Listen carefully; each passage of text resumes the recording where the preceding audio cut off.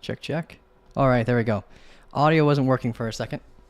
All right, got it working midstream here instead of a catastrophe like the other time. All right, so you guys can hear me good? What's up, Blake? How you doing, man? It's nice seeing you on the stream here. Anonymous, hey Kyle, please do TA on dot. Right to the TA request, right on. All right, so what I'm gonna do is I'm gonna do an overview really quick on the Bitcoin price action. That way we can have a bias control over what to prepare for with any altcoin TA you guys might throw at me.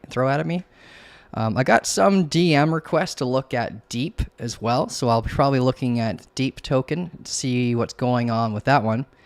I'm wondering if it has anything to do with that new AI DeepSeek, so we'll take a look at that too. But yeah, let's look at Bitcoin really quick first. I'm gonna pull it up on the daily and show my screen here, and let's go over some just basic analysis on the daily, what we can prepare for based on what we can see here. And this most significant thing that we need to look at, obviously, is that we're still inside this range that we've been in since November. So we are on our way down to the bottom side of that range. So 80% of the time, you know, Bitcoin, most assets range, we need to try to prepare for longs at the bottom of the range and shorts at the top of the range, or buy and sell, depending on how you like to trade. So down here, we're on our way down to potentially coming back down to the daily bottom of this range here. And if we can validate confirm support on the lower time frames, we can prepare for a long to target the top side of the range around 102,000. Now, if you're thinking of this in a market maker's perspective, they would most likely want it to go back up rather than for us to lose this level, because most of the weighted liquidity is above us, not below us right now. So if we were trying to look for an exit on your position, where based on where most of the liquidity resides, they would want to try to manipulate the price to go to the upside. Right now, as we speak, we are fighting this 50-day EMA, this red line right here on my screen. When these cross, it's extremely significant. We don't want the 50 to cross over the 200 EMA, or else it could be, that's what's considered a death cross. We almost had one over here back in this range that we were stuck in from February all the way to October before we left. We were very, very close to a death cross over here. It's going to take quite a bit of time for these EMAs, the 200 EMA, to catch up to this range. So if we stay within this range probably for another month, the 200 EMA would likely become flush with the value area low over here. It may be actually longer than a month, depending on where most of the price action resides. So if it stays on the lower side of the range, it'll take longer for it to catch up. If it gets to the top side of the range, it'll get up there a lot faster. Right now, we are starting to get a daily rejection off of the 50 EMA. So we came up, we retested it, and now we're preparing to get a close on the daily low in about 5 hours roughly. And if that happens, we'll likely lose this range that we're in right now, this little micro range, and then start coming down to these low levels here at 91,000 or 92,000 roughly before confirming a reversal. We have a location right here that we need to watch, where we had a wick come down, and there's some liquidity resting down below it and a little bit above it. So if you are a market maker looking for an entry, this would be a good location to prepare to enter with the least amount of slippage. And if we end up breaking through that and not get a swing failure pattern, then down here is our next best bet, around 91,490. If you're an SFP trader, these are going to be your two favorite locations to watch right now. So I'd recommend marking those two levels with a horizontal ray on your trading view and just setting alarms that will alert you when we're getting close to it. Now, if I zoom in on the 15-minute time frame, see here, I'll get rid of some of this noise.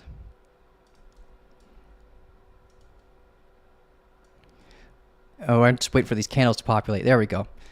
So this has been the range that we've been dancing in since February 4th. And it's been, honestly, a lot of people are hating this range. I am loving it. I find that with the rule set that I use to prepare for longs and shorts, it has been working out extremely well in this range. I've only lost one trade since we started ranging here on February 4th. At least on Bitcoin. We have the one trade that I lost here that we spoke about in the last live, and we had a good long here, a long here as well, and then now where I was looking for a short here, but it just didn't really confirm the way I want it to. It just kind of just got acceptance into the value area in a way where it didn't feel safe, so I didn't touch it. I just let it fall to the other side, even though I kind of knew it was going to go to the other side of the range. I just didn't feel safe about it, so I just didn't touch it. But now we are at the value area low. This is typically a location where you want to prepare for longs. Now we could, what I want to see for a long, if we're looking at the immediate short term, I want to see price action come up and break this neckline and then get acceptance back inside the value area at 95,800. And if we get that, then I'll jump in on the break a structure. Now we could continue to go down, which is kind of looking like the way it is right now as we speak, and SFP off of $94,000 right here. So if we dip down below this location and then we have a candle close back inside the range, we can prepare for a swing failure pattern. But when it's deviated this far away from the value area, you got to be very cautious that the value area itself can act as a form of resistance.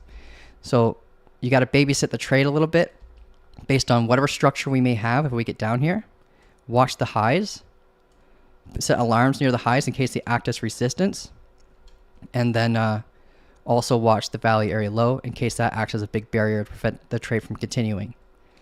Because if this value area is confirmed as resistance, then we're likely going to come down to as low as 91,500 if we don't get the SFP off this location here. But that's Bitcoin. So I'm thinking based on the structure that we might see some short-term bearish price action, but all in all, we need to prepare for a reversal more than anything. If you're not already in a short, then you need to basically prepare for longs. Alrighty. This range is so boring. Boring is good though, man. Thesis, you know that. Boring in trading is good. You want it to be boring. You don't want it to be too exciting or else emotion gets involved. You want it to be ranging up and down on the same spot over and over again. If you're a day trader, if you're an investor, this would be insanely boring and it would really suck, right? Or if you're a swing trader, there's not going to be very many opportunities. But as range trading, this is like a dream, in my opinion. I love this kind of stuff. Just makes trading just easy mode. It's like the market's literally handing you money and you're just, all you got to do is take it. Be patient, wait for the setup. Oh, David throwing jokes, requesting the Doge TA request. You're absolutely right. Definitely at the moment range. Yeah, man. I like the easy money. Let's go take a look at some TA requests. You guys are asking for some stuff here. I'm gonna do a TA on Deep first because I got someone technically requested before all of you guys did before the live started. So I'm gonna do that really quick. I don't think I've done analysis on Deep before, so let's see what comes from it. So Deep USDT, is it Deep Book? Probably, eh? And they have a listing on Bybit. So I'm going to choose Bybit because it has usually the best amount of liquidity out of almost any exchange that exists in crypto right now. So we get a little bit of a downtrend here. I'm going to turn off these EMAs and I'm going to zoom out on the daily first. Okay, so Deep, based on this chart, is relatively young. It's only been listed on Bybit since October 24th. So it's relatively young. We can see that we had an uptrend here that we recently broke. This is the momentum that's been holding it up since December 2nd, and then we lost it on February 4th. And now we're on a bit of a downtrend after basically breaking a head and shoulder structure right here. If we get this line a little bit more easier for you guys to see. All right, so we have the left shoulder here, the head, and the right shoulder here. We had the double top. We had an inducement, crazy inducement, where we added a bunch of liquidity down here, and then we started coming after it with the head and shoulder structure. And now we're on our way down towards this wick right here where we might get an SFP. And in confluence with that wick, what I like about this wick here is how close it is to previous resistance right here, right? So if we get price action to dip down below, we may have the confluence of this previous resistance acting as support as we grab the liquidity that's resting right down below that. So we have, just by looking at structure alone, we could see that we have two forms of confluence that we might get at least a short-term reversal here where we can prepare for a long position. So I recommend getting your magnet tool out and making sure that you have a trend line synced to this wick if you are an SFP trader, and just prepare for that liquidity to be grabbed and a potential reversal at that location. Now this is us looking at the daily. I'd also recommend putting a horizontal ray right here to just notify yourself of the location of the daily full body resistance in case it acts as support. So I'm just going to mark it as local support here. And now I'm going to zoom in on the 15-minute time frame. And what I want to look for is the momentum. So I'm going to look right here. I can see we have this downtrending level of resistance. So we get the pace of the sellers are being they're consistently selling alongside this trend line here. If you want to verify that the sellers are still there, then you're going to have to look at the order books for deep and just prepare for large sell walls that could be just following along this trend line. And if the sell walls are still there, then you just got to prepare for it to act as resistance. If the sell walls start to disappear, then we might anticipate a break. And then you just got to wait for the change of character for the entry. The current core area of interest right now for deep is this high right here. So if we break this high, this would allow us to have a relatively strong continuation and start grabbing all the liquidity that's alongside this. If you were to visualize the order flow for deep right now, you would see every time there's a break of structure where we come up and then get a lower low, there's likely going to be locations up here where there's lots of liquidity in the form of liquidations and stop losses, right? Every single time there's a break of structure, it usually induces a large amount of orders to go through from traders to set up their short positions and set up stop losses and high leverage liquidation levels. And then if we end up breaking a key level, we could start using that as buy side liquidity to pump it to a location where the liquidity ends. So I would be targeting this high here if we get a reversal around these locations. All right, so we're just looking for a change of character before we confirm anything on deep. And then we would have at least a short-term reversal that we can prepare for. That is pretty much it. We have some distance, some negative space away from here. We got like about a potential 7%, 8% correction still left in it before we could have a reversal. So this might not be the key area that needs to be broken by the time we actually have the reversal. We might come up first. So we already have a little bit of a V-shaped recovery forming right now, right? We might come up first and hit this, and this could be our next level. Or we could come up here, and this could be our next level before we have that strong reversal where we break the momentum and get the change of character so we can start targeting these higher levels again. But that's pretty much it for deep. In a sec here, guys. I'm just going to grab a drink. All right, cool. All right, so first request on the list, right after the beautiful Blake Breeson sent us a message, we will do the request from Anonymous here. on DOT. So let's take a look at DOT really quick. I'm going to switch back to the Bitcoin chart in case there's an opportunity while we're live. And I'm also going to set an alarm for this level here, so I can look at the chart when it's appropriate to prepare for potential longs here. All right, so only once Bitcoin potential long. All right, cool. So I set it to only once. That means the price action only needs to tap it, and then I'll be notified, so we can look at the chart when it's appropriate to prepare for a potential descending double bottom structure for a long there.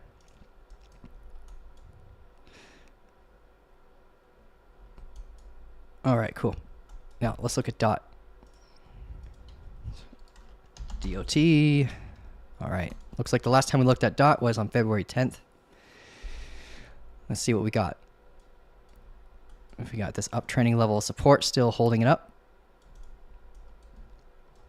We have still all that liquidity resting down here. I'm really curious to see how the liquidity developed on DOT. So I'm going to pull up a heat map on it really quick, and we'll see what's going on there. So I got this liquidation heat map from coinglass.com. It's free to use, guys, if you guys want to use this tool. I'm going to go over to click on symbol. The last thing we looked at was SUI. I actually want to talk about this. This is a good lesson for anyone who's new when they're trying to use a liquidation heat map. And I'm sorry for going off topic for the DOT TA there, but we'll go back to DOT, don't worry. So David made a really good signal for a long position down here. He was suggesting for everyone to jump in on a long, because we saw some volume pickup. Looks like there was some institutional involvement. So he jumped in on a long at 345. And we broke the downtrending momentum on SUI right here, where this dotted line is. But there was a crazy amount of liquidity at 371.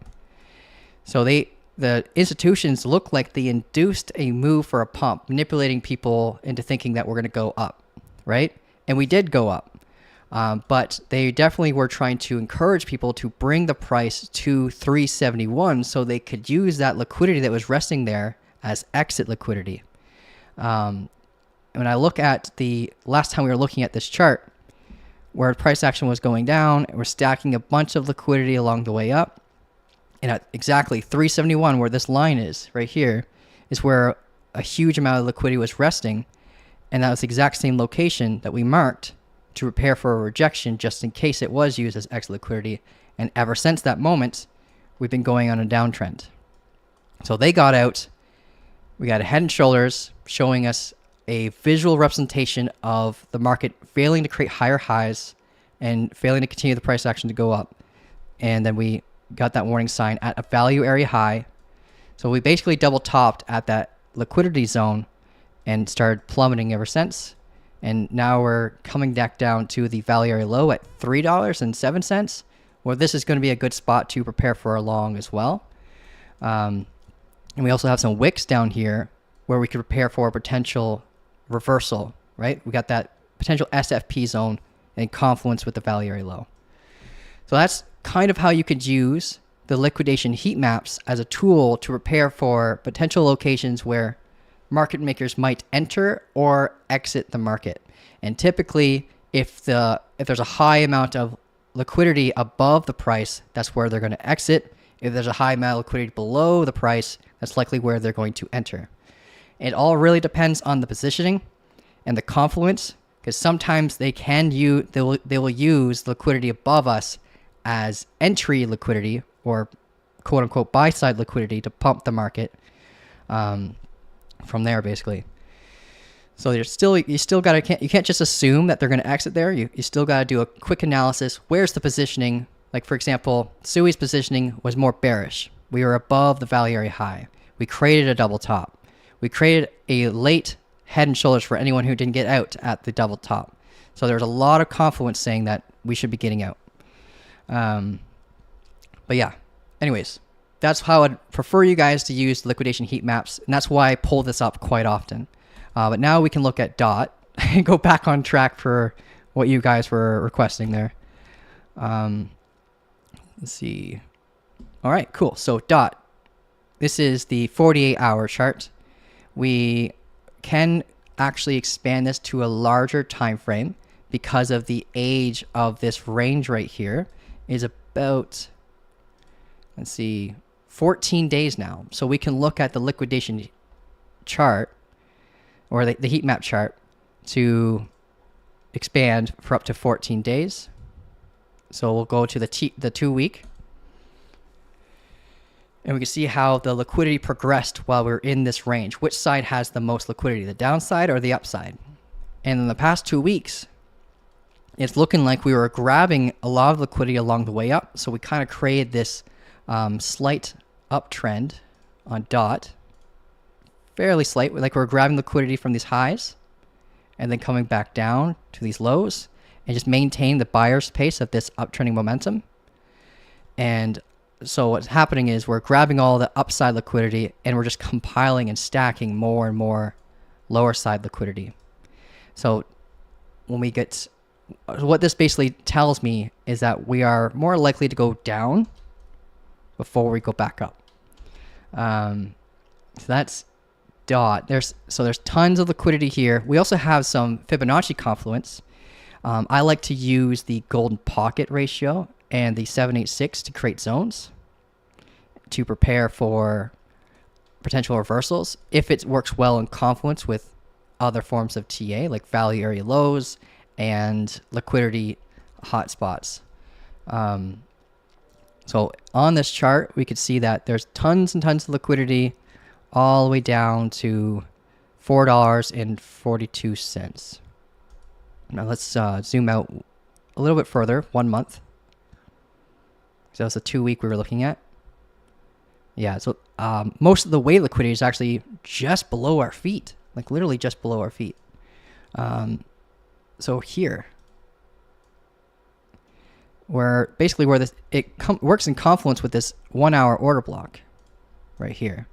So we got this order block where, for those of you who don't know what an order block is, think of it like a tool that will allow you to identify a location where there might still be buy orders present that aren't fully filled yet. So if we haven't tapped into it, there might be orders still there that could induce a reversal. So you can use it in confluence with your strategy to kind of like give you an idea of where you can prepare for a potential reversal. Do not use them by themselves. Use them in confluence with other rules. Like, for example, I change a character within it, like a double bottom or inverse head and shoulders. Whatever your set of rules are, just try to make sure that you don't just rely on order blocks by themselves. But anyways, we're basically should be watching just right below this location where we could prepare for a reversal. Now that reversal might be short-lived, because if we think about if you're a confirmation trader and you see that there's a lot of buyers here, those buyers could easily turn to sellers.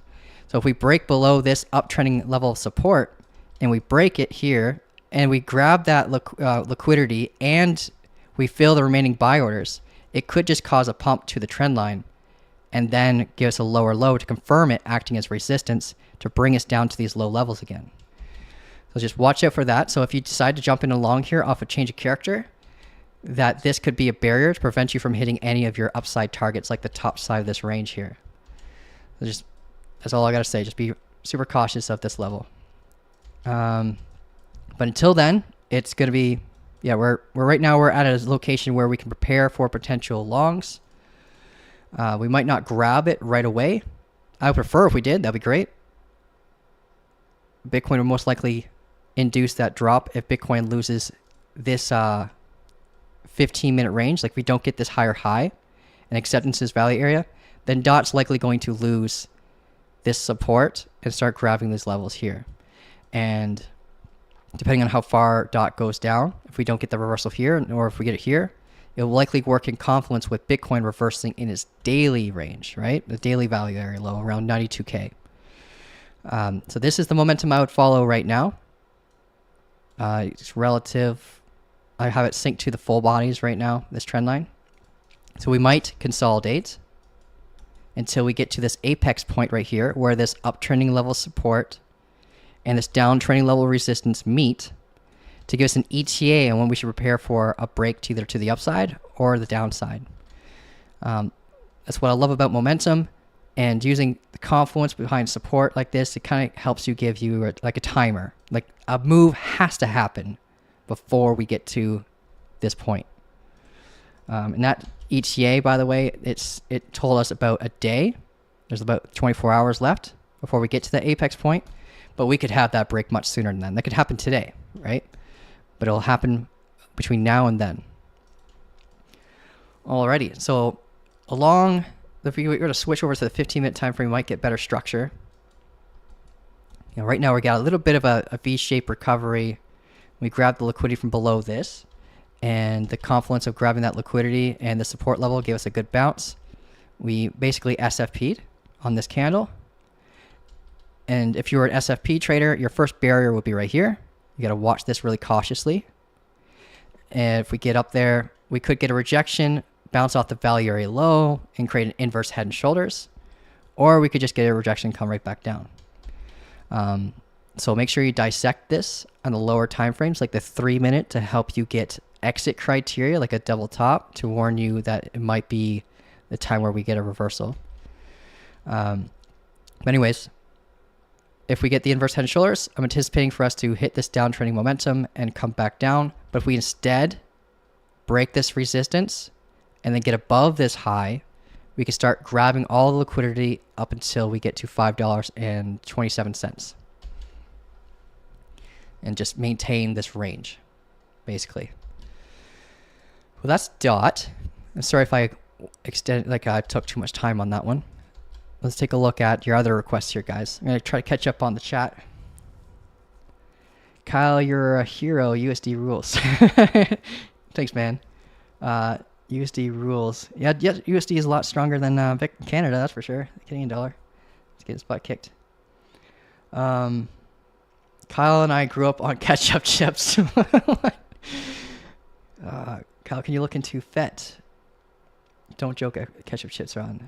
My daughter, Eleanor, is obsessed with ketchup chips. We gotta tell her that can't be her only diet. We have to remind her almost on a daily basis, yo, yeah, it's not that. We're not having that every day. All right, so DOT we've done. Let's get to the next request here, going down the list.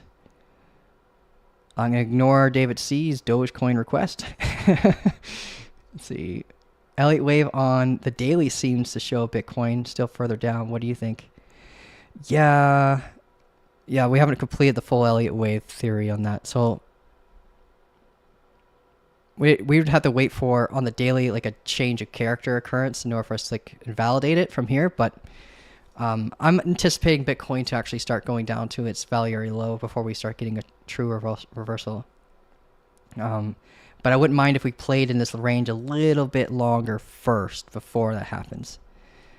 We have this downtrending momentum on Bitcoin here, and if we do get the acceptance to this value area, we could get smacked right back down with this momentum if the sellers are still there. It's a lot easier to detect sellers on Bitcoin than any other asset in the space, because there's so many more tools that allow you to track that. Like the order books will literally show you where the sellers are, and you can compile all that data into multiple exchanges. But with alts, they don't really have that many cool tools. I appreciate the tips, guys. Thanks, Alex, for the $5, and thanks, David, for the 10 there. All right. Let's see where we're at for the TA requests. Trying to catch up here. Link was the next request. I'm curious about Link, so let's take a peek at that too.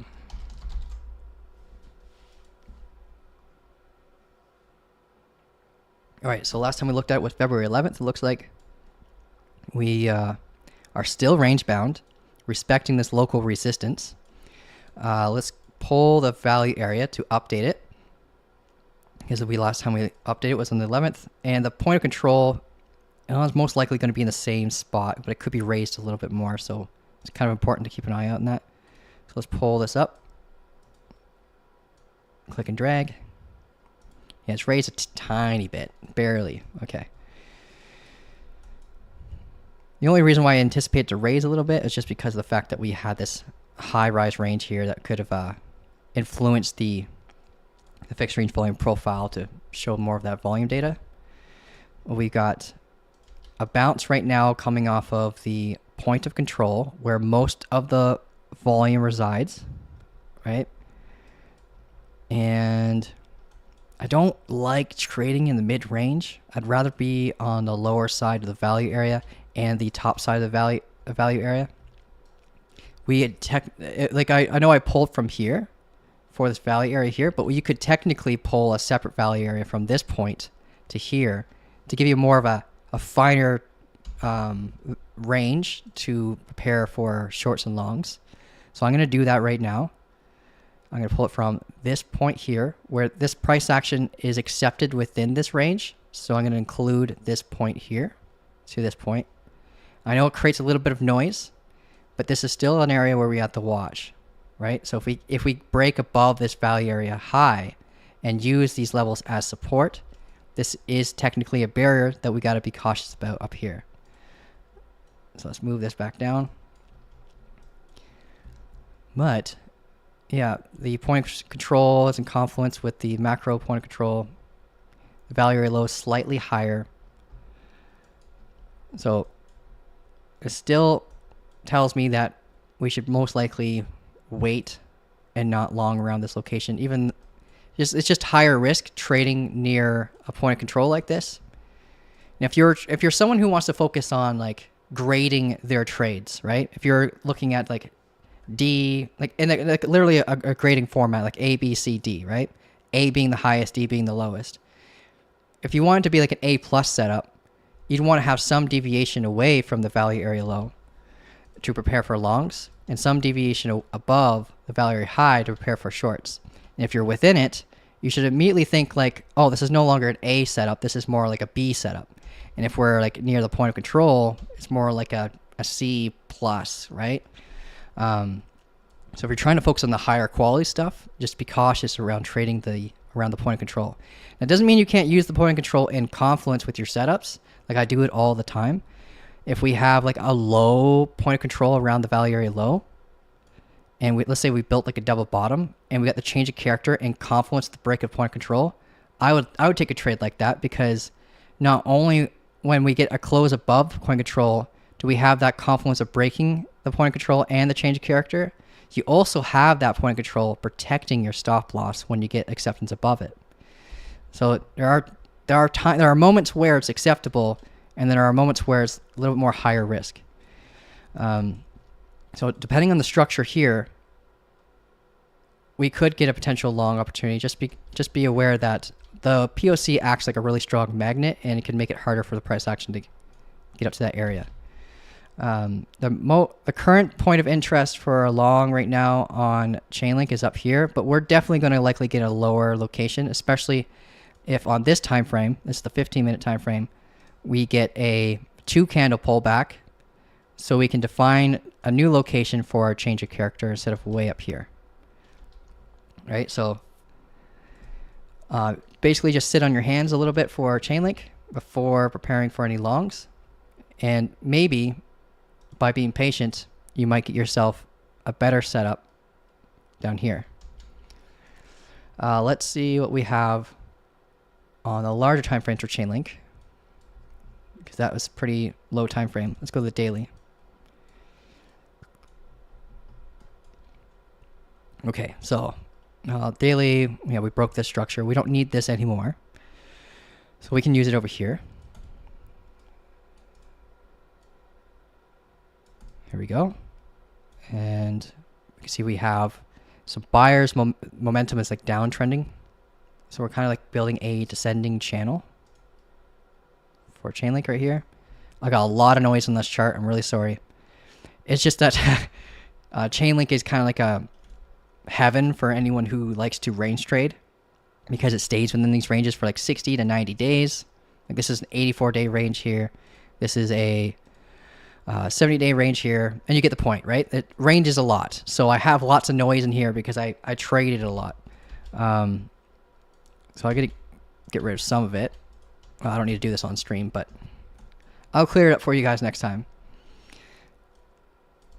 But anyways, we have, if we look left on the daily to try to give us confluence for potential longs, we can see that we've approached this little micro demand zone right here, and we've have previous resistance that could act as support, and it has acted as support already before in the past, right? Like right here, we got that bounce, and now right here, we're kind of like ranging off of it, trying to confirm it as potential resistance or support again.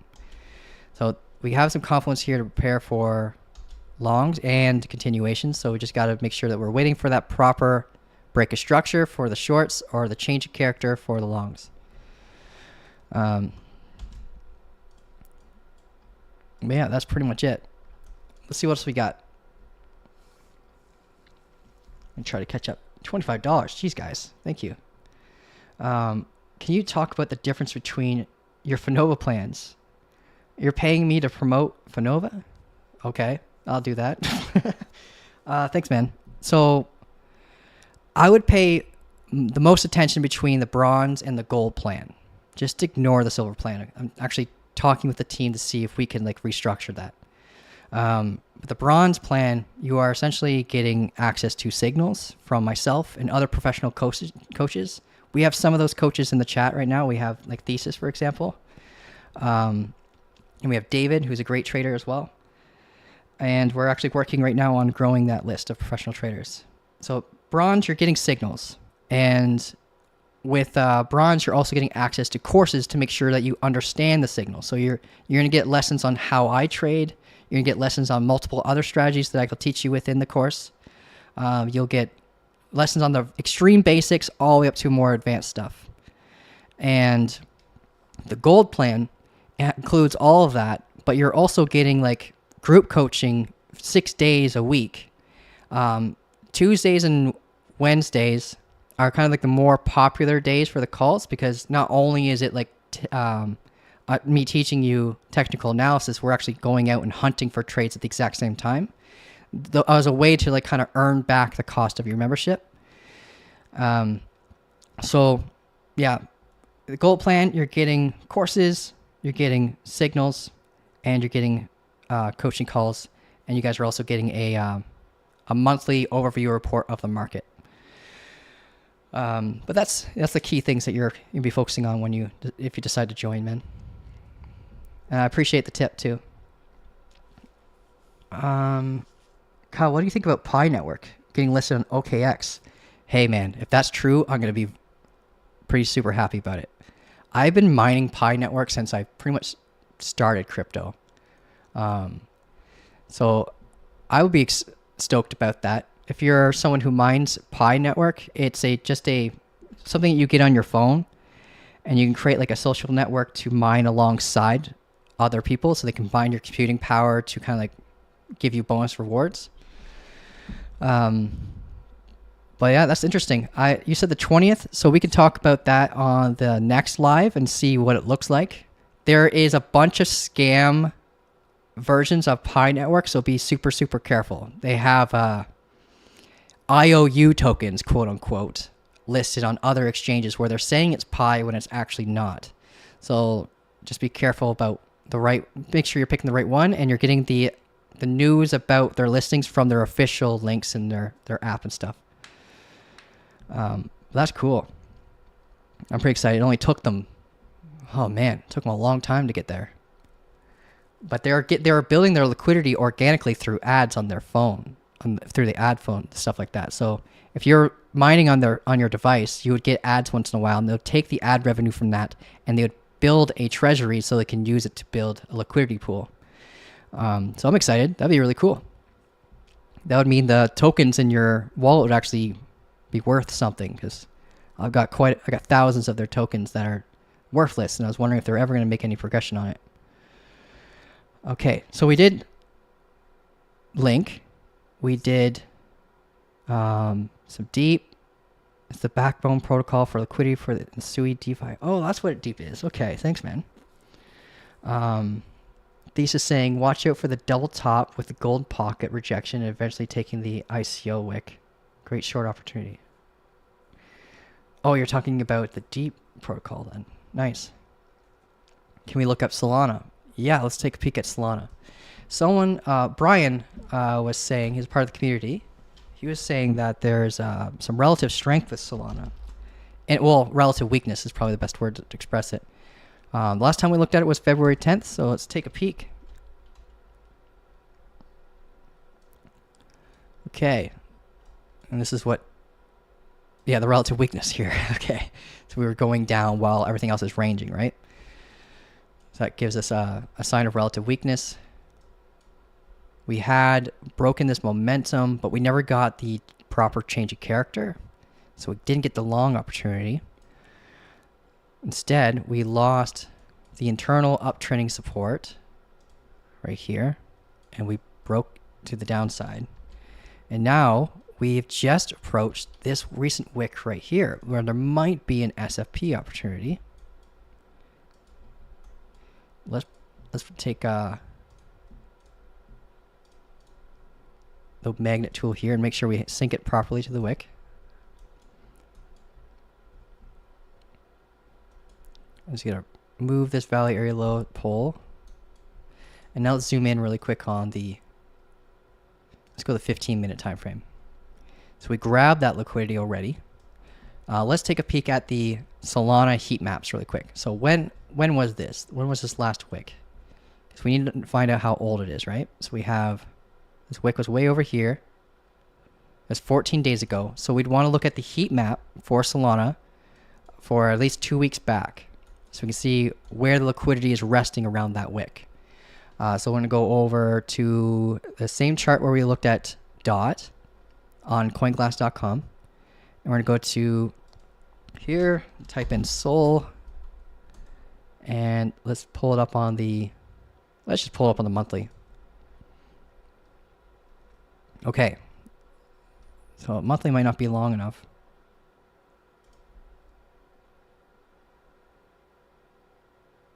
How is there not liquidity below that wick? Oh, they must have pulled it.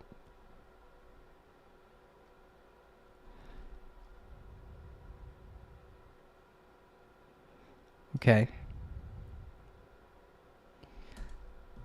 So that there's not very much liquidity confluence with that wick level. I'd still watch it just in case, because traders will still react off it either way. It's just there might not be market makers that react off of it. We do have a heavy amount of liquidity above Solana, so we have good reason to reverse. But we just need to see that institutional activity back in Solana, so we have that edge in knowing that they're trying to induce the price to go after that liquidity so they can exit the market after entering at these lower prices. Their exit location is most likely going to be around $205. So let's go back to the Solana chart. We're at 177 right now, and 205 is basically where this peak is here. So most of the liquidity is right above this level up here.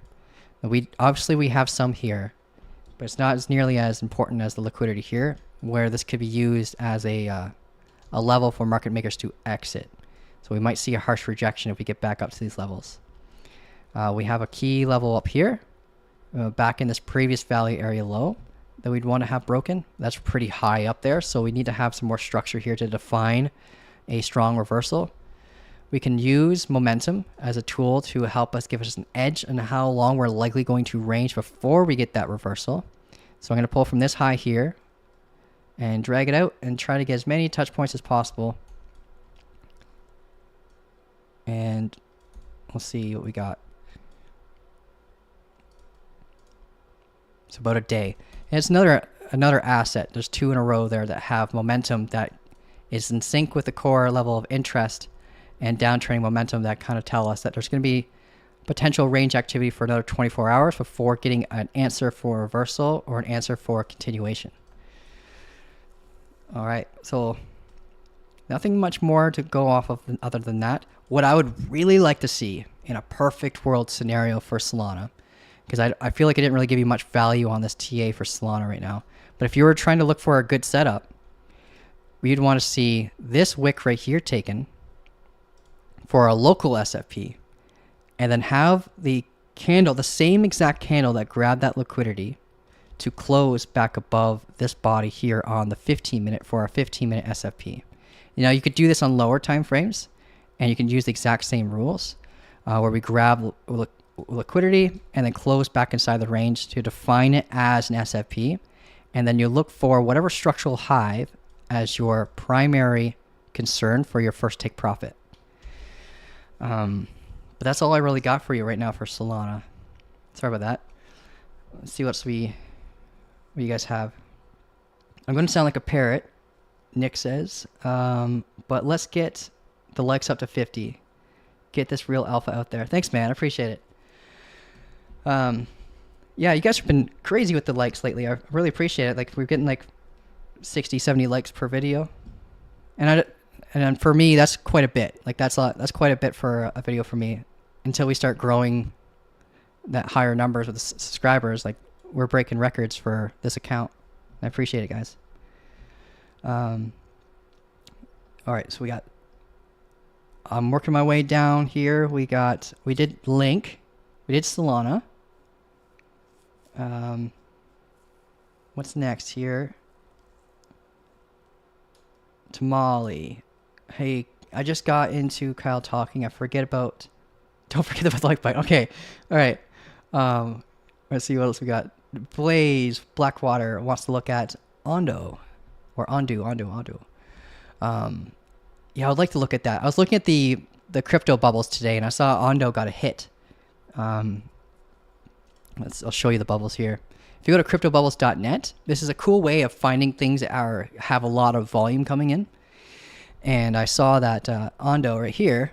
If I were to click, I'll clear the bubbles around it so you guys can see it a little clearly. And if you want to learn how to clear the bubbles, all you gotta do is click a lot. Just keep clicking, and it pushes things away. But yeah, Ondo got a big hit today relative in comparison to other assets. So I just want to take a peek to see if there's maybe a potential for a long, because when things go down, you want to be looking for buy opportunities, right? So let's take a peek at Ondo and see what we got. Bitcoin starting to coil up. So what this is here, by the way, this is like a deviation of 25% away from the value area. So these are significant levels where you can prepare for longs. I just recently started using these just to like give myself that much more of an edge, or at least people who are looking at my chart. I can kind of visualize that deviation, but it's kind of neat to have it on your screen all the time, so you got a constant reminder that there's additional confluence here for reversal. All right, now let's go to Ondo. I think I have an Ondo chart. I do, okay. It's been a while since we looked at it though, February 5th.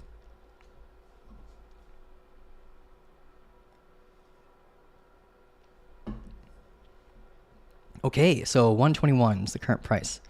We had a steep projection. It's looking a lot like Solana in terms of its local structure, right? But we don't have any liquidity down here based on the structure to define reversal, like a wick, like we saw with Solana. So we might not have an SFP scenario for this. Our wick's way down here for... This is during the time where we had that massive crash.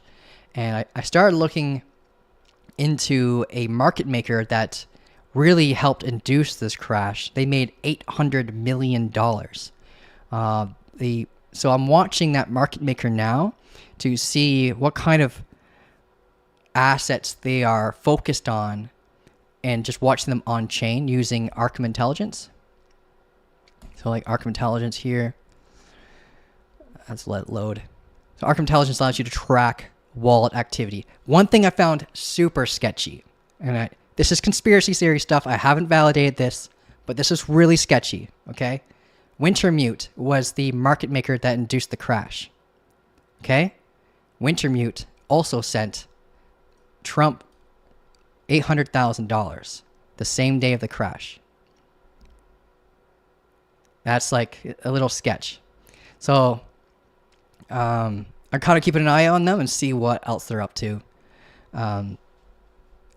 Because especially after that transfer to the Trump wallet, there's something up there. So keep an eye out on Wintermute, WI, just spell winter, then mute, and it's all one word. Just keep an eye on them and see what's going on there. I'll be doing a in-depth analysis on them.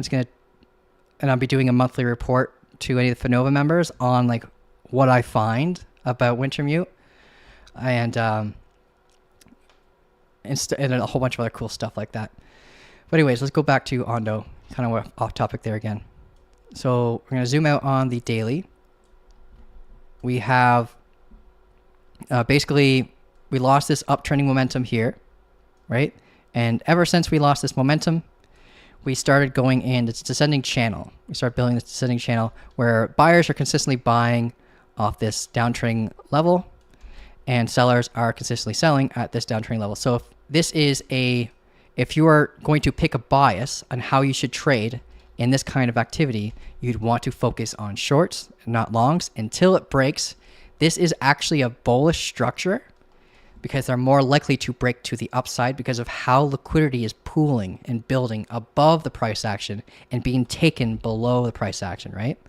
So this is typically a bullish structure, especially when it starts to meet the confluence of previous resistance that could act as support. So when we get there, we might see volume start to dwindle down here. So just prepare for that. You can use the confluence of this previous highs right here and these levels and see if we end up meeting this location where we might start getting the actual break of this downtrending resistance.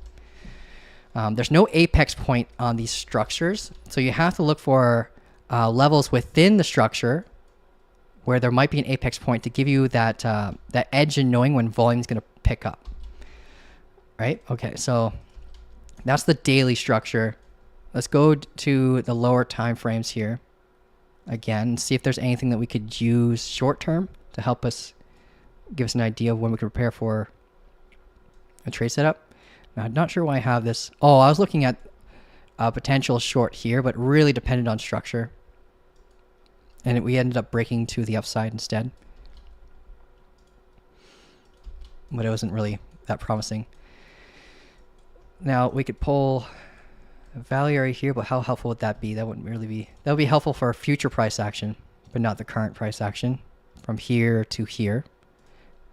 Right? This is the moment where we had the value area low act as resistance and gave us that lower low to confirm this value area as resistance. So this isn't going to be helpful now, but it could be helpful in the future by having a horizontal array to locate the value area low. So price action gets back into this location and we get acceptance back into that value area. You can start targeting the value area high again, but we're nowhere near that right now. And we could pull this value area here as well to see if we get acceptance into this value area again. But right now, yeah, again, we left it and we're coming back down to these lower lows, or these lows here. I'd watch this location here. This could be a good zone to prepare for potential longs. We have wicks here as well. We might prepare for a swing failure pattern. But when we're inside these like descending channels like this, it makes me feel like when I'm looking for long opportunities that we're trading with a glass floor below us. And I'm always nervous about that glass floor breaking and just continuing down to these levels again. Where's my brush tool? Where is my brush tool? There he is. Okay. Yeah, like down here.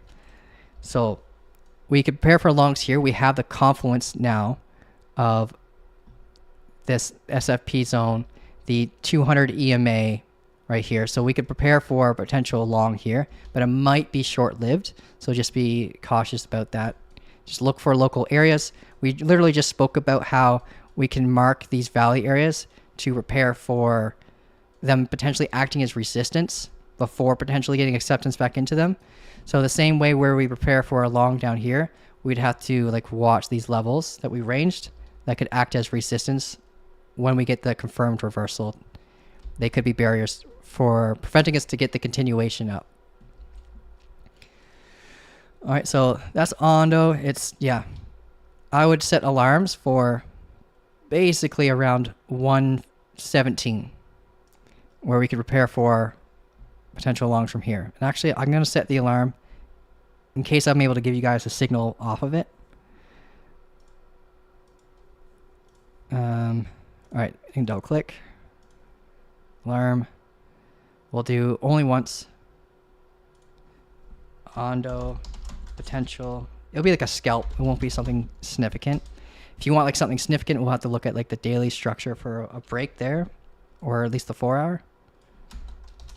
But this could be the spark for a potential stronger reversal if we manage to break this resistance in the same trade that we entered a long off of.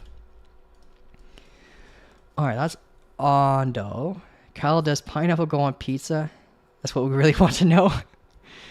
My analysis says no. Like, the only fruit that belongs on a pizza is the tomato sauce, bro. Pineapple just makes no sense. 1 second into the video, you like the cause, of course. Like to know. All right, cool. Oh, Nick is pro pineapple, bro. Okay. Let's see. Okay, so we got a request on Zcash and HBAR and Litecoin. So I'm going to have to speed it up for the TA. I'm sorry if the quality starts to go down on the TA, but I'm going to speed up a bit so we can get all these requests in before I have to go. So we have Zcash. So let's take a peek at that. Let's go to the Bitcoin chart because I don't think I have a Zcash chart.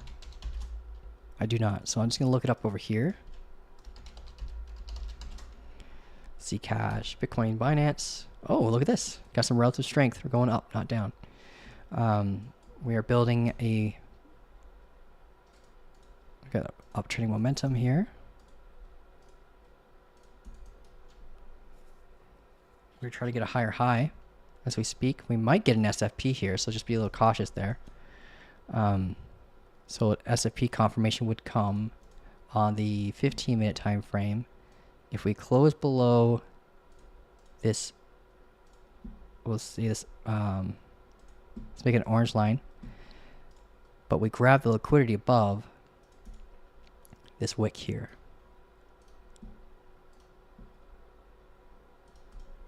Okay, so this candle closes in 8 minutes. So within this 8 minutes, if this candle comes up and just gets a little bit above this price action here, and then closes back inside the range, like touch, then come back down, and then closes down here, that will confirm an SFP, and then you would have to watch these levels here as your first primary take profit. But if we lose this momentum and confluence with this, then we can come down to much lower levels like around here. So we might actually have a setup here within the next 7 minutes or so, depending on how the candle closes. Let's zoom out a bit though. I want to see if there's anything else we need to watch. I don't know what this is about. So we lost. Okay, so I guess the last time we looked at it, there was an SFP up here, and then it brought the price action down to this uptrending momentum, right?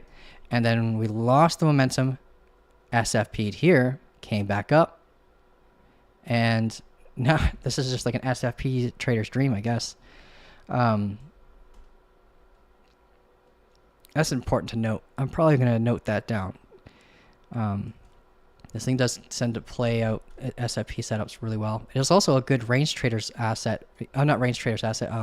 Trend trader's asset, because it moves a lot like Cardano in that sense, where it picks a direction and it goes that direction for a long period of time, and then yeah.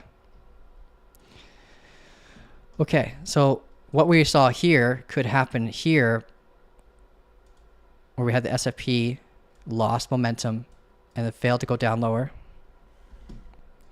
It could happen here in the lower time frames, like much lower time frames, right?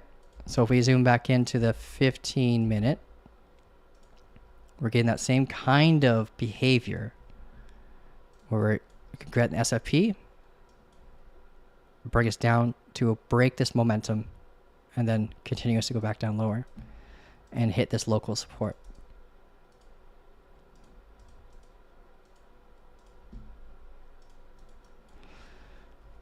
We have 5 minutes left on this. What's your opinion on Harmony? Oh, one. I haven't looked into one in years. I used to hold it back in like during the last bull run. And then I sold it when I sold my Bitcoin. I don't know if they've done any new developments. I haven't looked into one in a while. And to be honest, I don't even remember what it does. But I must have a decent opinion on it because I used to hold the thing. Well, this is Zcash. So again, just wait for that grab of liquidity and then close back down below here. It does not count if this candle closes above this orange line here, above 36.20, because that could actually induce a pump. So just make sure it's a liquidity grab and not just a break of structure for continuation. Let's see. Going to what's the next request, guys? You had HBAR. HBAR is a good one. I'm gonna leave this chart open, and I'll look back at it in like 4 minutes. See what it looks like. Let's see. HBAR, right?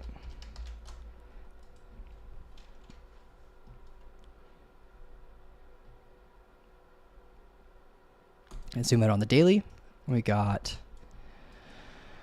all right, so we lost this range and we used the demand zone as resistance. So that's one red flag. And we're getting a lower low as we speak. We have a previous value area low here, but I want to track to see where that came from. I think that's based on the, yeah, it is, okay. So we had this high here that we finally revisited. Right? But what happened was we basically just broke right through the value area low.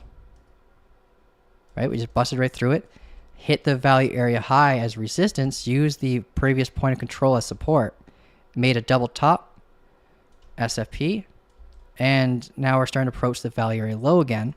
So this is a good spot to prepare for longs at 19 cents, 19.6. So let's zoom in a little bit further now that we got a bigger picture of what to look out for. Because we might be range bound here, again, like we were back in the day over here in 2021. So now we're finally revisiting that value area low again. We, just like everything else where we had that crazy little crash, right? HBAR kind of followed with it. Most likely from is Ethereum parity and liquidity, bringing it down along with it. Now, if you look at the others dominance chart, looks a lot like this, right? Almost every asset looks a lot like this right now, at least the altcoins. And let's look at the internal fixed range volume profile. So this is a spot where we could prepare for an SFP, but I'm not sure if we'll get that low. Doesn't mean we won't, but I just feel like we might not get there.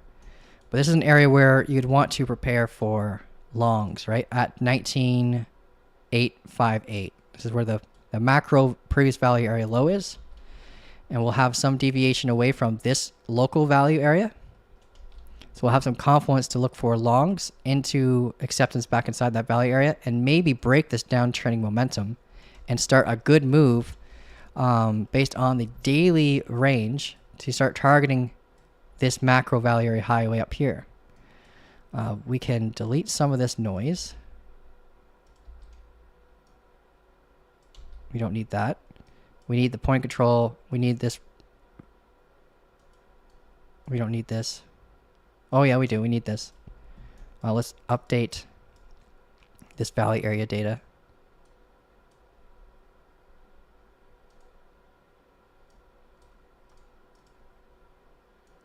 Up until this moment here. And then we'll move this up here. Just because, like, if we break this downtrending momentum, I want to be aware of this as a barrier. And we'll be good here until then. All right, so that's the confluence I'll be looking for. Is basically we have this downturning momentum here, potential double bottom at this value area low. This is the most ideal scenario. We might get acceptance back inside this value area and then rotate to this momentum. But the ideal scenario is for us to continue going down before getting the reversal to improve our risk to reward ratio when we're trying to target these the macro value area high at 36 cents. And a break of this level would help validate that in confluence with the break of higher time frame structure. But yeah, right now we got nothing to really go off of other than that. So our current high up here that we want to have broken, but that's, yeah, we might have something way better soon, right? Might have something like this. Bitcoin, I think I just got an alert off Bitcoin, so I just want to take a peek at that. Oh, we got the SFP. Oh, we didn't. We didn't grab the liquidity. It's not really picture perfect. This is, we got the liquidity from above here and then close back inside the range. So that's a reason to short for some people, but this bothers me. I want to see that taken. Let's look at Bitcoin really quick. I got the alert when we tapped this location here. So we might have a double bottom forming. I don't know what word I almost said there. We've got bullish divergence confirming soon, but we need to have a higher high here in order for it to validate on the RSI. But we're starting to get that built. We probably have it in lower time frames. If I look at like the 5, yeah. On the 5 we already have it right here, and that comes from price action getting lower lows, but the RSI itself getting higher highs, and it's just defining the momentum. We're warning you of a potential shift, right? The 15-minute one will confirm when we have price action close up here. It'll give it that. It'll start. Then it'll start populating on this chart. So there might be a long opportunity here too, guys. Now, if we enter the long, your stop loss would be this low right now. If you're going to be going off of just this break of this high. Stop loss here, we might see a rejection off the value area low to give us that confirmation. So if you want to be safer and have your money work for you a little bit better, wait for a pullback. Like if it goes up here and hits this value area low, or it hits this previous resistance or previous support that could act as resistance, it gives that pullback, retest, then higher high, then you can use the low as your stop loss. And that will give you a better risk to reward ratio when you're targeting these highs here. But the downside is when you're being patient for something like that, you might not get the opportunity. Sometimes we just go straight up, especially when you have price action like this with a large amount of fair value gaps. But the next location for a fair value gap is right here. So we might just hit that and come down rather than get acceptance into it and just slingshot ourselves up. Just be cautious if you're going to jump in on this. If you're a breakout trader, you basically be jumping in the moment you get a candle close that's above this high, this little wick high. But remember, if you're a breakout trader, you are giving yourself more opportunities in exchange for a lower win rate. But if you give yourself the opportunity to increase your win rate, be patient, wait for a pullback, and get the higher high first, and then can use the low as your stop loss guard. You can have a pretty tight stop loss with that, so long as it doesn't deviate too far up when it gives you that retest. So that's Bitcoin. So since Bitcoin's looking more bullish right now, we're about to confirm that kind of move. You should be if you're looking at other assets to trade, you should be focusing your bias on being bullish. Don't trade against Bitcoin because it's kind of the boss in this space. And yeah, you'll find out the hard way that Bitcoin itself is a tool of confluence in trading in the crypto space, because they use it in the crypto reserves, the pairing liquidity reserves, to basically allow people to trade Bitcoin for their assets. And as a result, when Bitcoin goes up, their liquidity pool value goes up, which makes the value of the asset go up without buyers. So just be aware of that. Kyle said Buttle. No. I'm good. We're not good. Man, people are making good money off that token though. They're making tokens that are so so frustrating that even the name can't be said on some streams, or else you'll be like flagged as not family friendly anymore.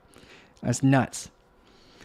How about Litecoin outlook? Let's take a peek at Litecoin. I think someone else requested that too. So last time we looked at was February 11th. Let's see what we got.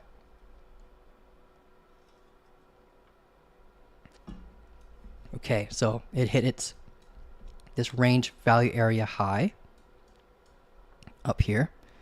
Let's pull this and update it to the current price action. So we had three forms of confluence for this short. We had this uptrending support here, right? And we basically built a rising wedge where price action was getting compressed into a wedge here at a value area high. And how these form as a result of a lack of confidence. Price action goes up, but the volume goes down due to a lack of confidence in investors. And it's always because of like a previous level, because we're getting close to highs again. And this is a value area high. We had all these tops here. So investor confidence dwindles, there's less and less buyers, and then the sellers kind of take over, right? We lose the value area high. We get acceptance into the value area again. We double top. So if you didn't get in on the acceptance here, which is understandable because we had the upturning momentum, if you look at the order books at the time, then you would know that there most likely isn't buyers here anymore, and we'd lose the level shortly after. And the target is still yet to be hit. The target of these structures are always the opposite side of the structure. So when we're looking at a rising wedge, it's at the bottom of the structure. If we're looking at a falling wedge, it's the top of the structure. And that's just because of how liquidity is resting in the market, right? The market maker's now going after it. And they're going to use it to induce their next buy as well. And that's most likely going to be here. We have we have confluence of previous resistance that could act as support. We have this wick here, where liquidity is resting below it. And we have this. The only thing I don't like about preparing for a long there is the fact that we're near this macro point of control, and we have double distribution. And double distribution is when you see a value area give you like a big M pattern like this, or a B, right? So basically you have two areas where there's going to be lots of ranges, right? So that you can see that we have an upper side ranges and lower side ranges all over the place here. And that's what forms this double distribution right here. And if we lose this value area, you got to almost consider it like it's two value areas built into one. Because we lose the upper side, we quickly fall down through this valley to the next one here. And I could show you some evidence of that. We have, whenever you see price action fall into this valley, you can see that price action moves extremely quickly, right? If we move quickly between it every single time we get through it. And if we lose this level that's so close to that valley, right? Basically this purple line is. If we lose this level, we could just easily continue going down. So I wouldn't really like preparing for longs here unless you have really strong amount of confluence. Because not only do we have a potential of us falling down further, but we have the point of control up here, right in our face. So I'd rather us deviate further down below before thinking about longs. So that is Litecoin. I scribbled all over the place. It's going to take me a little bit to clean up. I got to get the object tree open. I see people like Alex O'Crypto, for example, doing extremely well. One of our coaches as well, Lucas, has his object tree open, and he just like tap tap tap with a button, and he's able to get rid of all of his drawings. I gotta get into the habit of doing that, just to help save you guys some time when you're watching my stuff. All right, so that is the current momentum. What else we got here, guys? Can anyone tell me what he means with SFP? Yeah. Swing failure pattern. So there's a bunch of models with swing failure patterns, and I'll walk you guys through that maybe next time. I know I talk about it quite often, how to do an SFP. I should probably add that to the course too for you guys, so you can add that to your arsenal. Okay, just hopped in Bitcoin bullish this week. Thought we'd probably hit the 200 EMA before all-time high again. Yeah, we're talking about the all-time high. I mean the 200 EMA. How we're likely not going to see it catch up to the price action for another like 60 days. When it becomes flush with the value area low, the macro value area low around like 93, 92K, that's when we're going to probably anticipate us to finally leave this range if we bounce off of it from there. We're getting some... we're getting price action to pump up now. We're about to have our first 15-minute candle close above this neckline. And this is an area of potential resistance. So what I'd like to see in a perfect world is this candle close exactly the way it is, and then give us two small candles for a pullback, and then a higher high. That would be the perfect world kind of stuff, because that break of structure would define acceptance into the value area and confirm this double bottom neckline at the exact same time to give us confluence and a good stop loss guard to target these highs again into these fair value gaps. A pull-up fair value gap indicator would probably allow you guys to see it a little bit more clearly. See if I can find... Oh, we have one here, yeah. So we got 3. Oh, I didn't even notice this one. But yeah, we got 3 right here. And with fair value gaps, think of it like insufficient price action. And there might... If too much time away from fair value gaps invalidates them, a lot of people don't realize that, just because the order books start getting filled up with sell orders. So long as there isn't a large amount of sell orders, these fair value gaps would still be viable, and price action should move quickly between them. The same way it moved quickly down, it should move quickly back up, to give us that balance back again in the market. And we can validate that really quickly by looking at the order books. Where art thou, order books, on my millions of tabs? I must have them here somewhere. Let's just open another tab. That will fix it. Here we go. Oh, it's over here. Yeah, it's over there. I'm going to close this one. We already got it. These order books take up sometimes like 2 gigabytes of virtual memory and slow down your computer sometimes. Just warning you. So we have a big buy wall at 95,000. How much Bitcoin is that? Okay, we need... The wall itself is 300 Bitcoin, but we need to buy 2,600 worth of Bitcoin to fill up that wall. There are sell walls here at 90. The most decent one that we're approaching is at 96,080. So if we go back to the chart and we were to mark that level, so we just type in the coordinates 96,080. All right, so we have a small sell wall here. So it might invalidate the strength of this fair value gap. And we could see that it comes in confluence with this previous support, right? So these could be the same buyers that got in here are now holding at a loss, right? If it comes in confluence with a level of previous support and we're coming back up to it, it likely will act as resistance because of reasons like this. People will buy it, they're feeling good at first, and then it goes against them, And now they are wanting to get out at break even. And I can tell you that sounds like almost every new trader that I come across. They just won't accept the loss, and they will get out at break even as soon as they can. It's a really, really bad habit. But we're seeing these bad habits live in the order books. And so I'm just going to assume that if they're not buyers coming in from here, that they are buyers that are still in here trying to get out here. Please do TA on Cubic. I need the shill streak alive. Keep the shill streak alive. You know what? I'm cool with that. I own some Cubic as well. And every week I have a call with like a one-on-one coaching call with someone that wants me to look at Cubic as well.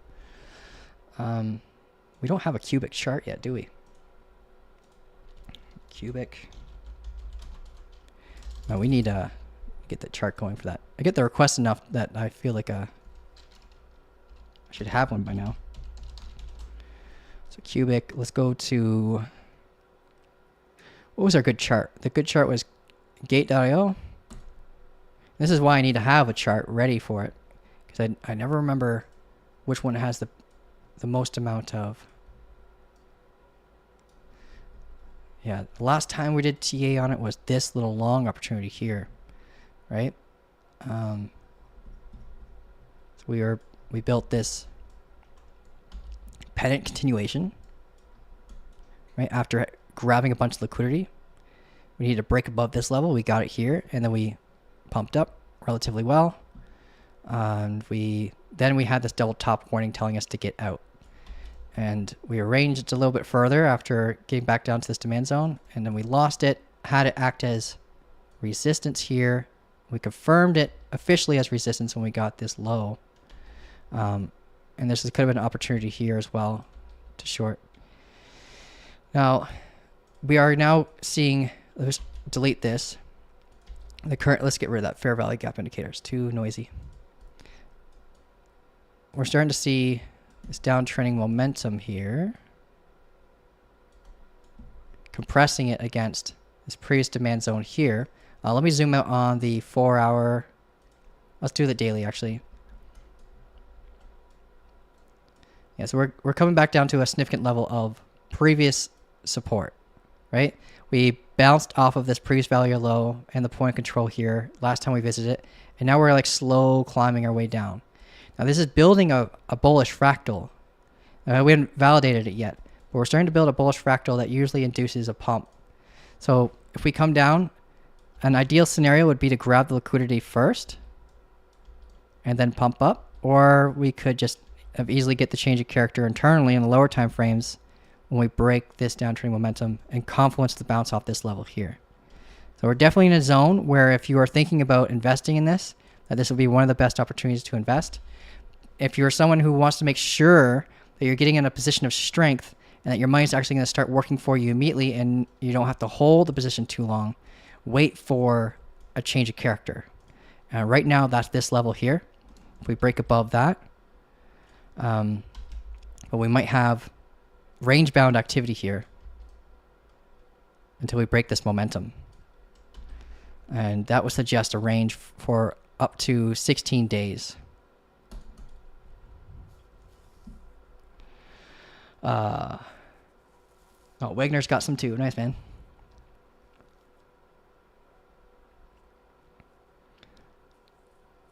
Wouldn't the R&R ratio on Bitcoin be lower than 1 to 2 if we're targeting the area you highlighted as a possible target? That's why I was suggesting for us to wait for a break of structure continuation and using the low as our stop loss guard to give us a better risk to reward ratio. It's a really, really good question. I'm really glad you brought that up because people will just jump in despite the R&R, and that drives me crazy. So let's get rid of this. The level that I highlighted is an area of concern, right? We have sellers there. The sell wall isn't very big, but what this basically tells us that is when we get there, we got to prepare for a potential pullback. Doesn't mean it's the end of the trade. This wall, if I were to give you guys number figures, basically 200 Bitcoin in a sell order isn't very significant. if you get 1,000, that's relatively significant. If you get like 2,000, that's insane, right? That's a relatively very strong wall that will create horizontal levels of support or resistance, right? So here, that wall at 96,000 there, we have a total of 1,000 Bitcoin that needs to be sold before we even get there. But the wall itself is 80 Bitcoin. It's a very, very small wall. If anything, that will probably cause price action to come up and wick and then come down a little bit. And the second tap will break through it. So this is like a one tap wall. 500 Bitcoin there, that would be like 2 or 3 tap wall before we break through it. It all really does depend on the volume though. If we start getting a bunch of volume, we could break right through it like it's not even there. We've seen it over and over and over again. It's just an area of confluence that you have to watch out for. That's all. This is not a target. But if I were to look at this and I was looking for a target, it would be here. I'll be looking at this location for a target.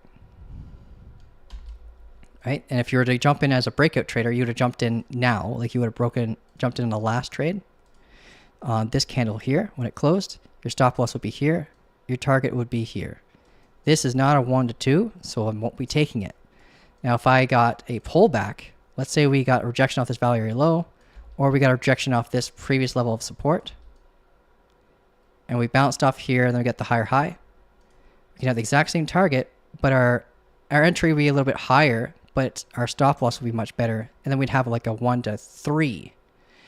So rather than risking to lose $100 to try to gain 180, we'd be risking to lose $100 to try to gain 380 off of the exact same move, but by waiting and being patient for a strategic stop loss guard, you give yourself a much better edge and growth in the market.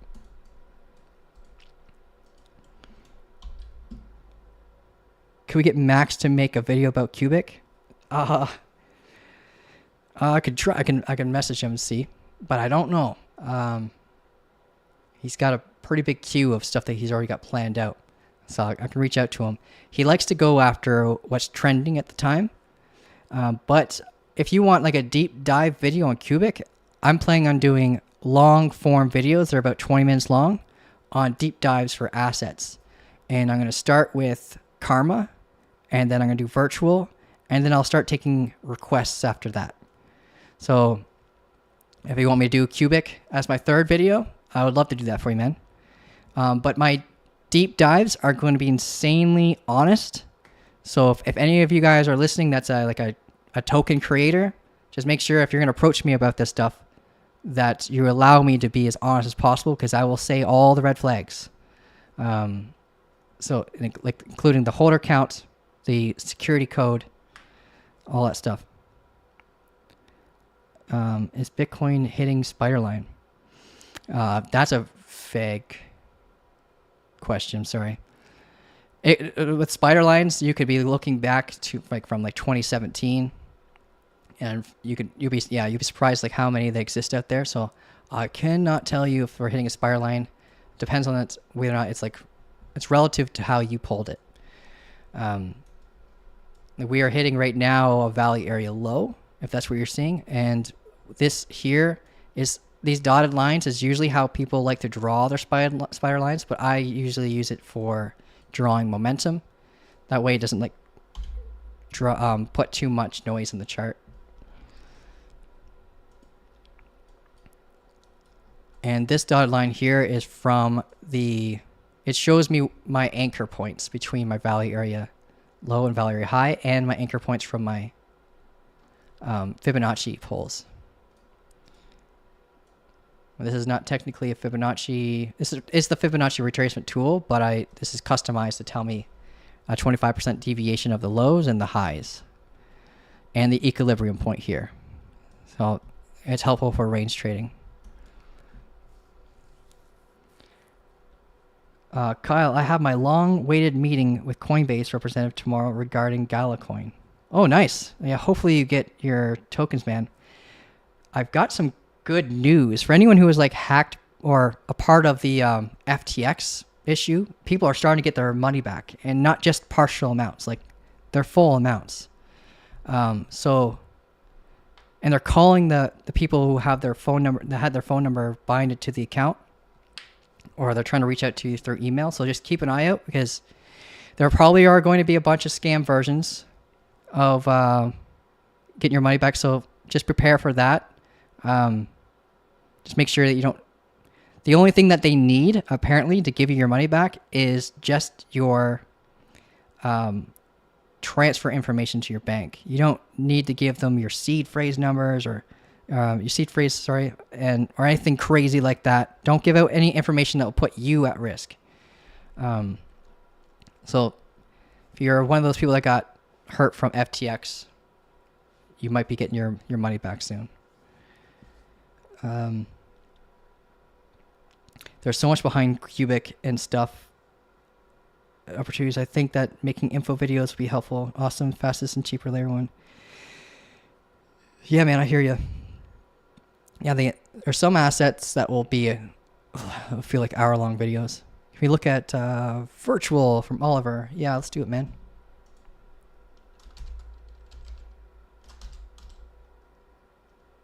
All right, we don't have a chart for it yet. Thought we did. Virtual protocol, Bybit. Let's look there first.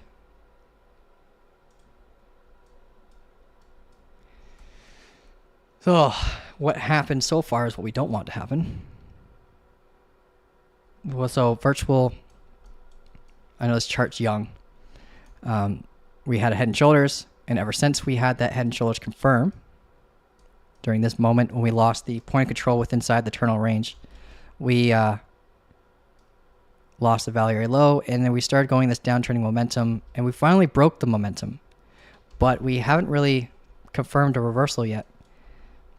And what we want to see to confirm the reversal, what we don't want to see is a lower low here. We don't want the daily to close below these bodies here. If we get a daily body close below these levels, we greatly increase our chances of falling down all the way to 58 cents. And there's a little micro demand zone here where we had an impulse move, a base impulse move. So we might see a reversal around 58 cents if this breaks. Because we're currently confirming this previous value area here as potential resistance if we get that lower low on the daily. Just be very cautious. What bullish thing could be happening right now is we could be building structure for a reversal. So we have price action come up, induced liquidity up here, right, from people's shorts. And if we zoom in a little bit, and the order flow on like the hourly here, we can see that we could have liquidity resting here, here, here, here, and here. With this one location here being our core area of interest right now. If broken, will give us the return back up to this local value area high. We can update that pole. And we're currently at the value area low. So we want to see a break of the active momentum within this range and a change of character to give us that target. And it might spark the break of this neckline for a large double bottom structure, which would give us the measurable base target of 196, but I personally would be targeting this previous value area low, right? The 181, so previous value area high, sorry. 181, which was also this previous level of support that could act as resistance. So this could be the front run move to this break, which would bring us here. And that could be a really decent move, honestly. I think that's worth adding to the watchtower for sure.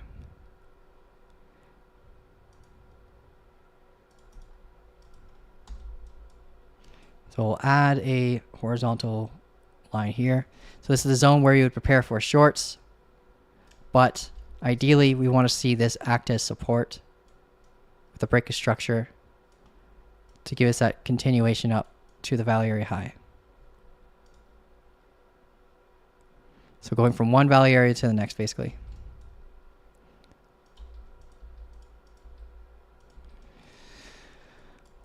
All right, so right now it's just a waiting game for this price action to kind of give us more developed structure to define a location for an entry, similar to what we were seeing with Bitcoin.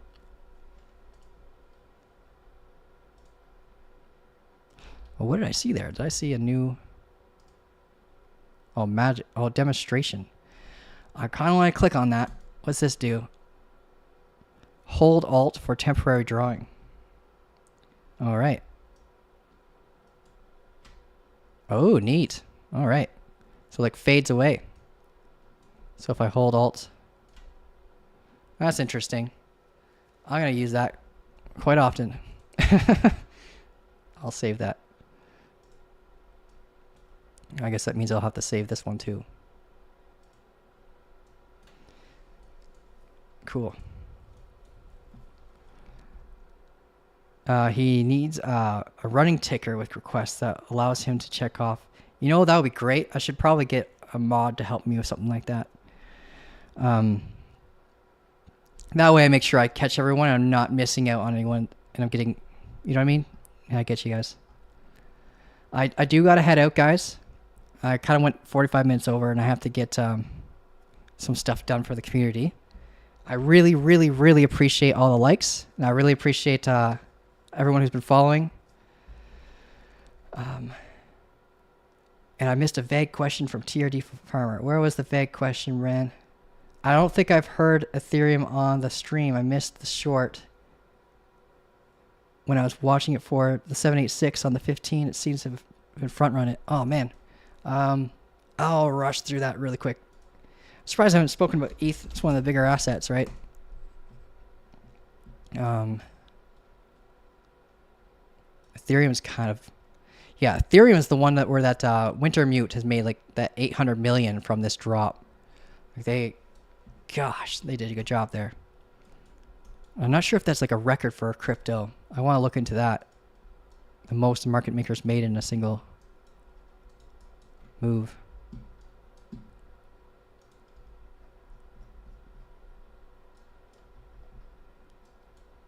Let's delete this.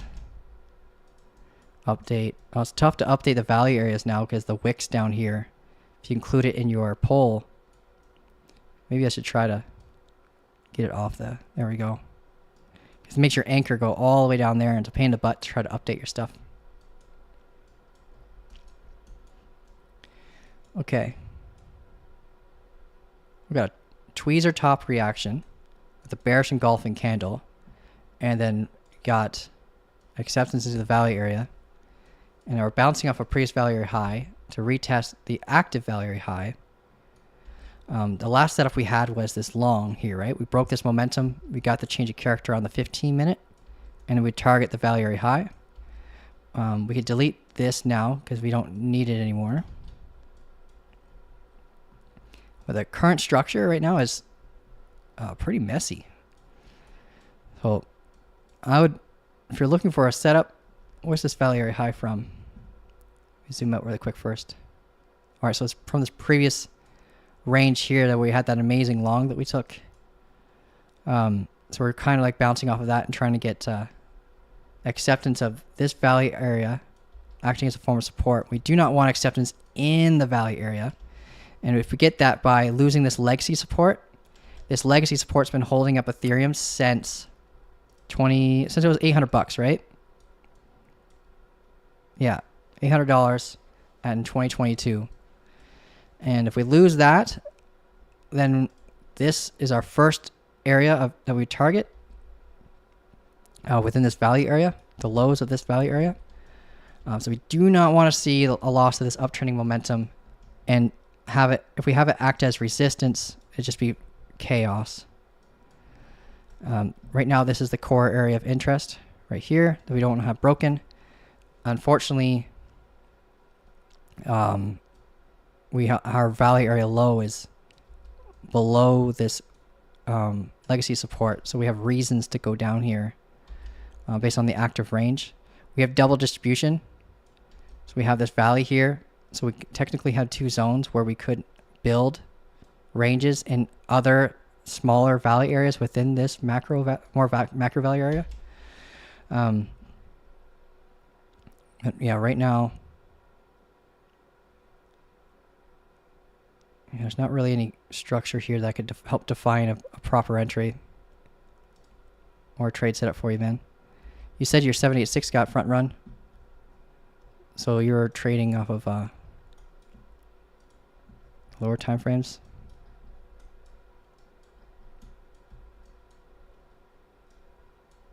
Let's pull from here to here.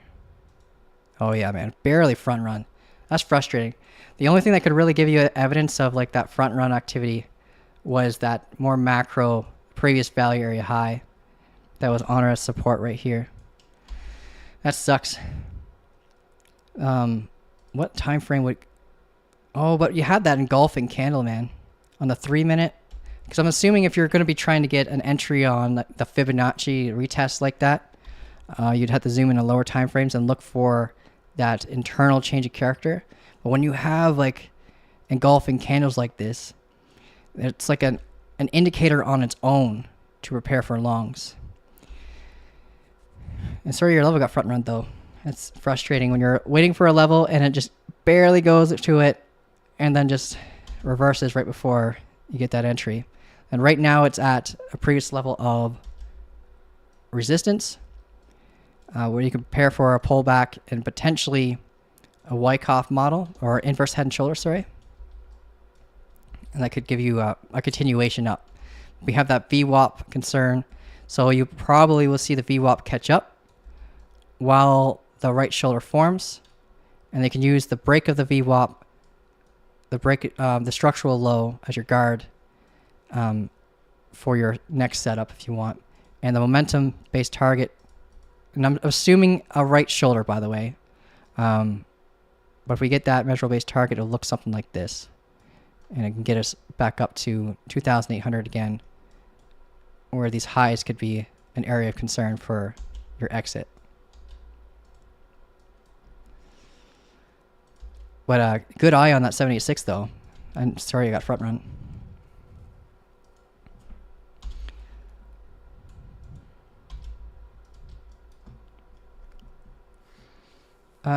Maybe you shouldn't have had my alert set right on the 76. You're right. So if I were to make a suggestion, and if you ever listen to a suggestion from another trade analyst, make sure you back test it, right, and see if it works for you. But if I were to make a suggestion to help improve your analysis, man, so you don't get front run all the time, because it's becoming more and more common, right? I would box your zones. I'd box like the same way that Alexo Crypto does, right? So we have this whole zone here you could box between the golden pocket and the 786, and this whole area. If you were to add rules within this area that need to be met before you enter a long or a short, if you're looking at an opposite pole, that could be your zone where you prepare for a long. So you would see momentum here, for example, be broken. You can look for a change of character within this zone. You could look for an order block within this zone. And maybe your rules are all of the following, right? You want to have the golden pocket and 786 box zone here. You need to have order block confluence. So you need to have an order block within this zone that you want to wait for it to be tested and mitigated. You need to have maybe a value area low confluence. And maybe if you want to have another rule like a change of character. Well, change of character should always be your final rule for most strategies.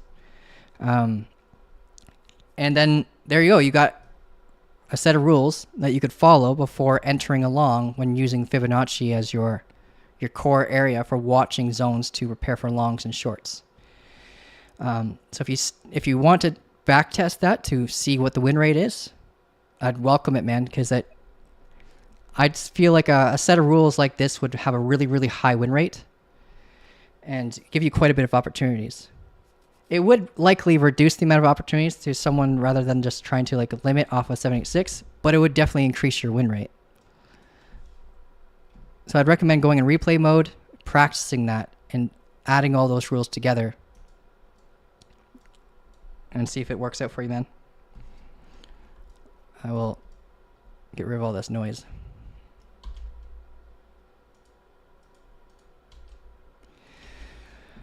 Excellent suggestion. Truthfully, I've still been too busy with life to be trading responsibly. Oh, man. Yeah, you gotta... Every dollar is an employee that could be working for you. So don't just throw the employees out the window, man. If you don't have time to trade responsibly, then it's better to just hold and then practice with a demo account until you are able to trade responsibly. Or at least to make sure that when you're looking at the screen that all the rules are checked off and like in a checklist before making a trade decision, so you don't put yourself at risk of losing funds. You don't want to be working to come back home to then just lose at trading, right? You want to be working to come back home to compound and grow your account, so eventually you don't have to work anymore, right? Or this could be your job if this is something you're really interested in. And I'm going to promise you at first it's going to be stressful unless you have a really good emergency fund and a large enough account where you only need to do a few trades a month to cover your expenses. Yeah, right. Wasn't to say I'm trading irresponsibly. I got you. All right, guys, I definitely got to head out. I appreciate everyone's jumped on.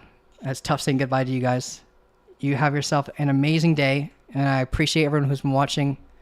Community, keep your eyes out for a potential signal, because Bitcoin did kind of position itself for a potential long, right? And all we were really waiting for, we got that wick. It's going to go straight up. We might not get the trade opportunity. Remember we were talking about that sell wall here. That's why we got this line here. We already filled that order. All those orders are filled. They're all gone. If we go back to the order books, we don't have a wall there anymore. The next wall, it's relatively small again, about 100 Bitcoin at 96,150, right? So if we can, now that we know that this has been mitigated, we can move this up to our next little wall. So it looks like we've had people add more sell orders in after this wick has been formed. So people are still trying to exit. So this could just generate the pullback that we need to bounce off the Valerie low to get this to higher high. And maybe we could still have the risk to reward ratio from it, but it's not looking too great. There's a penalty, and when it comes to patience sometimes with trading, but 9 times out of 10, being patient will make you more money. But sometimes it does cost you those opportunities. All right, cool, guys. You have yourself an amazing day. Again, you have a great... Thanks for watching, and I'll talk to you guys on the next one. See ya.